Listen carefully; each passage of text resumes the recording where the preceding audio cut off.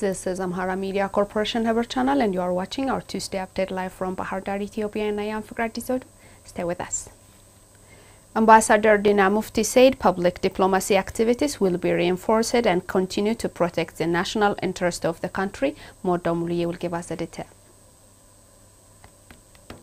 A member of the Foreign Relations and Peace Affairs Standing Committee of the House of People's Representatives, Ambassador Dina Mufti, told Ethiopian news agency that public diplomacy activities will be reinforced and continue. In particular, he elaborated that diplomatic activities are being carried out to promote and create proper awareness of the current peace efforts and other issues in the country. To this end, Dina added that public diplomacy efforts are also exerted mainly by Ethiopian diplomats, various institutions of the country, individuals as well by the parliament. Moreover, he indicated that efforts are being expanded to promote a positive image of Ethiopia, ensuring government-to-government relations become effective, thereby safeguarding the national interest of the country. According to the ambassador, in particular, activities are being undertaken by parliamentary diplomacy as it plays paramount importance to strengthen relations with various countries of the world. Furthermore, he explained that the creation of parliamentary friendship committees with various countries will continue on a large scale. Dina added efforts are being undertaken by the public diplomacy with particular emphasis to protect Ethiopia's political, economic, cultural, military and other interests. Noting that it is not left to one side to protect the national interest of the country, Ambassador Dina underlined that it is appropriate to inform everyone at every level of the activities being undertaken to bring about sustainable peace in Ethiopia. He urged that Ethiopians living abroad, higher education institutions, civil associations, religious institutions, and prominent individuals should embark on activities which center on maintaining the interests of the country. Dina said that public diplomacy activities which are aimed at strengthening people-to-people relations in Africa and at international level will continue. Ethiopian Airlines announced that it has finalized all preparations to commence a new service between Addis Ababa and Atlanta, USA. Let's get more from Ababa Brahane. Ethiopian will operate a 4 times weekly flight to Atlanta starting from 16 May 2023. Commenting on the launch of the new flight, Ethiopian Airlines Group Chief Executive Officer Mesfin Tasso said they are truly delighted to open their 6th gateway in North America with the new flight to Atlanta. He said they have been connecting the US and Africa for 25 years now, and the new service will help boost the investment, tourism, diplomatic and socio-economic bonds between the two regions.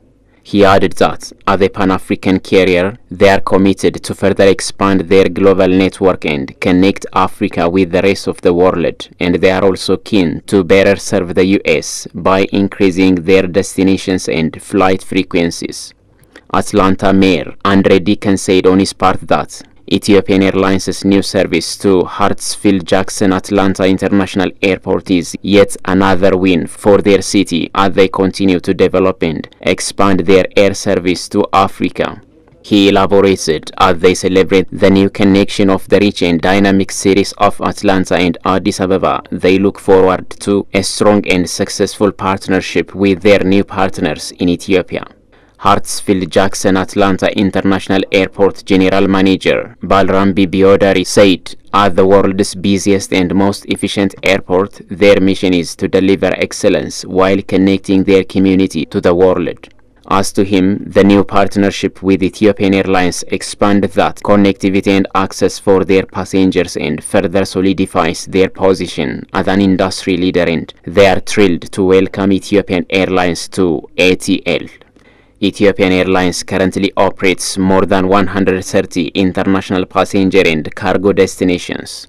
Atlanta will be Ethiopian Airlines' 5th passenger destination in the US, following Chicago, Newark, New York and Washington. The Ethiopian Institute for Agriculture Research, in collaboration with International Livestock Research Institute, has launched the Land, Soil and Crop Information Service project. Let's get more from the report.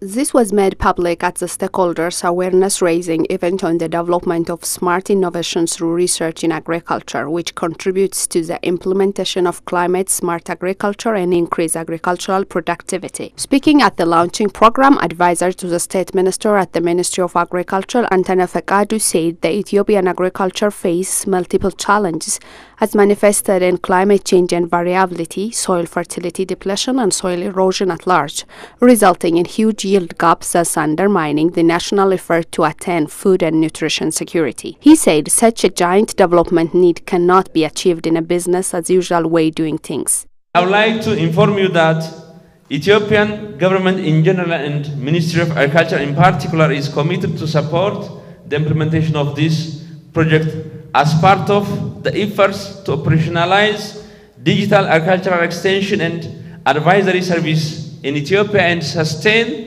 building big database system to be used for research and extension system. Soil and Water Research Director at Ethiopian Institute of Agricultural Research, Birru Yitaferu, on his part said the project is highly relevant and timely in terms of increasing stakeholders' awareness and strengthening efforts of adapting to climate change through promoting integrated agricultural research and introduction of appropriate technologies into agricultural extension service in Ethiopia. Decision making using data is really very difficult in this country. We cannot get research reports as conducive as possible for decision making. There are fragments of information. There are fragmented research. Even the activities are fragmented. When I heard this project has the intention to consolidate data and for decision making as well as information service from bigger data, I think it's really timely for us, for EIR, to use our data as well as to bring data from different sources, and then our capacity will be, improved.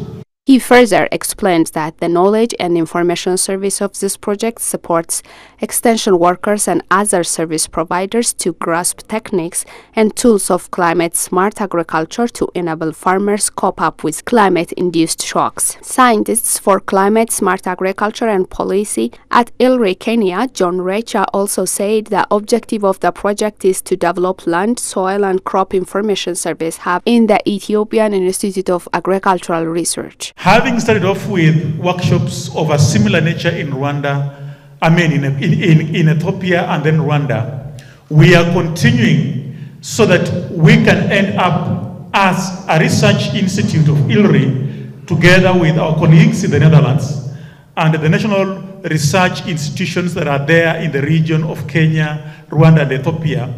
We seek to be able to empower our farmers with the necessary knowledge and skills that will be essential in increasing productivity per unit area, in increasing income and achieving food and nutrition security.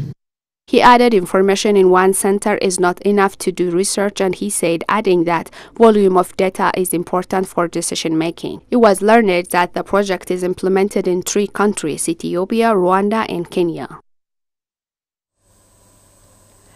Tourists who came from the US and attended Tumkat celebration in Jan Meda said Ethiopia is a great place to visit, and celebration like Tumkat is something everyone should be able to experience. Let's get more from the report. Followers of the Ethiopian Orthodox Tewahedo Church celebrated Tumkat, which is Ethiopian Epiphany, with various assortments across the country. At Jan Meda, Addis Ababa, Tumkat was celebrated colorfully with the presence of tourists and members of Ethiopian diaspora. Will Browders is a USA tourist who came to celebrate Epiphany for the first time in Ethiopia, told Ethiopian news agency that he found Tumkat celebration very special. He added that Ethiopian people have rich culture, history, and deep love for God, and it is amazing to see everybody coming together to celebrate Dumgat. Brothers observed that it is amazing to see so many people come together regardless of ethnic background and differences and celebrate peacefully the baptism of Jesus Christ. Ethiopia is a beautiful country, beautiful people, beautiful culture. If more people can find out about how amazing Ethiopia is, it's a great place to visit. And celebrations like Timkat are something that everyone should be able to experience. Another fellow tourist, Amhara, on his part said that he wanted to experience this celebration for the first time and added that in the US he has never seen anything like this. If anybody out there who's watching this who may not have experienced something like this before, make sure you come here and try it, experience it, because the culture is beautiful, the religion is beautiful, and the people are really amazing. Meyer said to see everybody gathers like this indicates how much peace is there. He added that he sometimes thinks people don't understand how peaceful this place is. Epiphany Dumgat in Amharic is one of the grand outdoor religious festivals celebrated among the Ethiopian Orthodox Christians on 19th January or 20th January once in every 4 years. Dumgat was inscribed at UNESCO as an intangible world heritage in December 2019.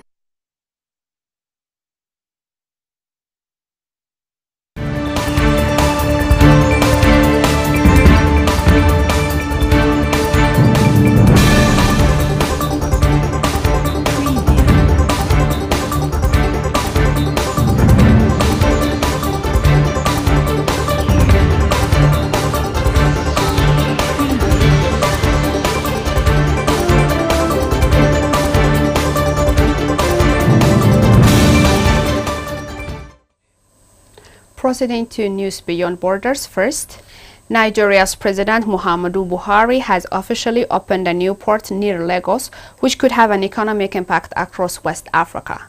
The vast 1.5 billion to Lekki deep sea port, which took 6 years to complete, will serve as a gateway for cargo vessels in the region. Lagos State Governor Babaji Sanwo-Olu said the new facility will increase about 200,000 jobs both directly and indirectly and generate billions of dollars in revenue for the country. The port is expected to reduce the high cost of bringing goods into the country by reducing the vessel turnaround time, which has hampered business at the country's other ports. Lagos currently relies on old and congested ports whose waters are unable to dock larger vessels and contribute to traffic congestion within the city.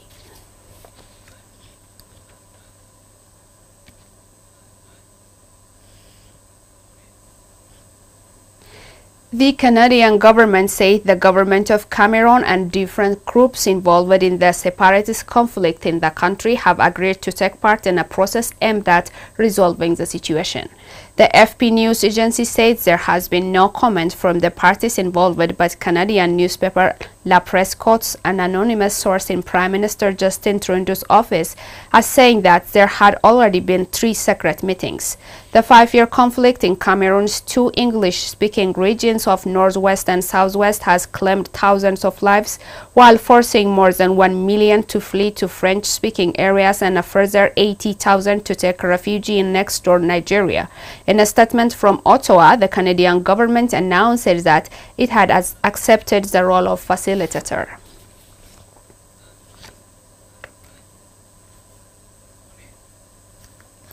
Italian Prime Minister Giorgia Meloni is starting a 2-day visit to Algeria with a focus on increasing energy supplies from the North African nation. Let's get more from Rahan Wargana. Italian Prime Minister Giorgia Meloni is starting a 2-day visit to Algeria with a focus on increasing energy supplies from the North African nation. Italian Premier Giorgia Meloni is looking to boost already strong energy ties with Algeria to further wean Italy of Russian energy, a focus of her 2-day visit to the North African nation. Today, as you know, Algeria is our main supplier of gas, but our cooperation also involves sustainable energy transition, including renewable energy. For this reason, this morning, 2 agreements were signed between Eni, whose CEO Claudio De Calzi is here, and his Algerian counterpart. One agreement has the aim to find those solutions able to reduce greenhouse emissions, hence a sustainable development that would follow the European path.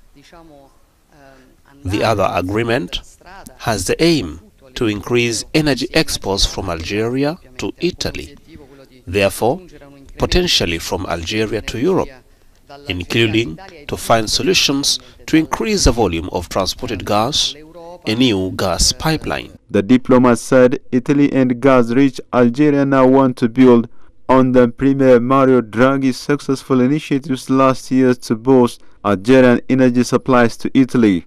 Other European Union nations also have scrambled to find source of replacement for Russian energy. Algeria's ambassador to Rome, Abdul Karim Tawharia, said in an interview with Rome Daily Second, Massagro published on Saturday ahead of Meloni's visit, starting from Sunday, that they want Italy to become a European hub for Algerian gas and a junction for other European Union countries.